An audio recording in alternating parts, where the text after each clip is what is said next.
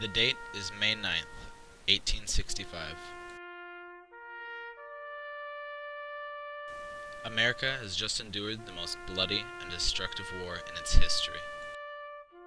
The war was fought over the issue of slavery. The South's economy was based off of it, but the northern states were attempting to eradicate it. When the South lost the war, it left them not only in shambles, but without their main source of income, cotton. The condition of the South after the war left them with little room to diversify immediately. As a result of this, the South quickly adopted sharecropping, which often resulted in freed slaves once again becoming enslaved to their debts. Though sharecropping was able to stabilize the Southern agricultural economy, it was a huge step in the wrong direction for civil rights. Sharecropping was where freed slaves would come back to their owners and they would work for them for a small amount of money of the crops that they would essentially pay to grow. And then that would essentially devolve back into slavery because the poor black families couldn't afford to lift themselves out of the poverty that they had started with after the Civil War. In addition to a return to agriculture, southern states began to expand their mining industry, as well as fishing and construction. This increase in production led to a greater need for an efficient way to export their products between states and overseas.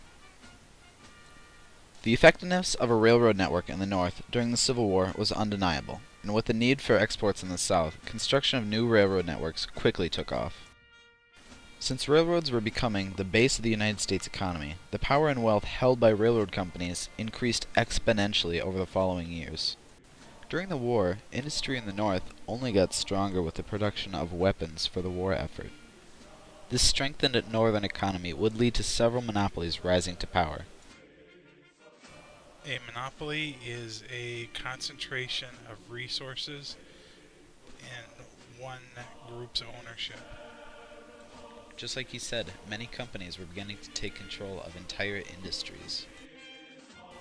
A monopoly takes place when one company can control every aspect in the production and sale of their product. From gathering the resources necessary to make their product, to refining those resources,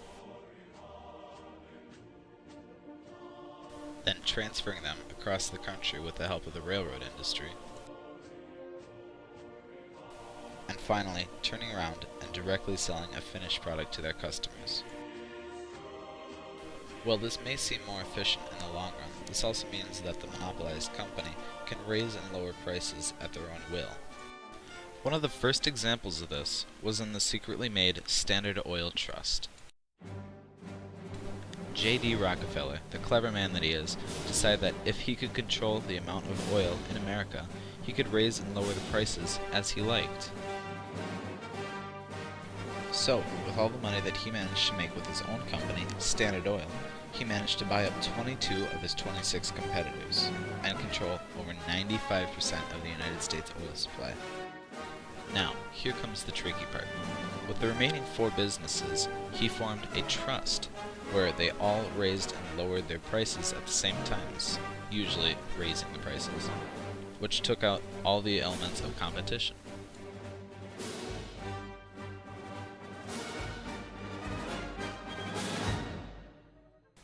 Needless to say, American consumers of oil at this time, and any consumers for that matter, did not like these trusts, and this would eventually lead to the Sherman Antitrust Act of 1890. Which forbade any businesses in participating in trusts, which would take away any competition between businesses. The Sherman Antitrust Act has preserved capitalism in America for over 100 years now, including some businesses such as General Mills, Major League Baseball, Levi's Jeans, Dow Jones, AT&T, Dr. Pepper, Coca-Cola, General Electric, Hershey's, and Ford, just to name a few. So, in conclusion, after the Civil War, southern states were left in shambles, but managed to get back on their feet through the use of sharecropping and railroad technologies. The North also had its troubles.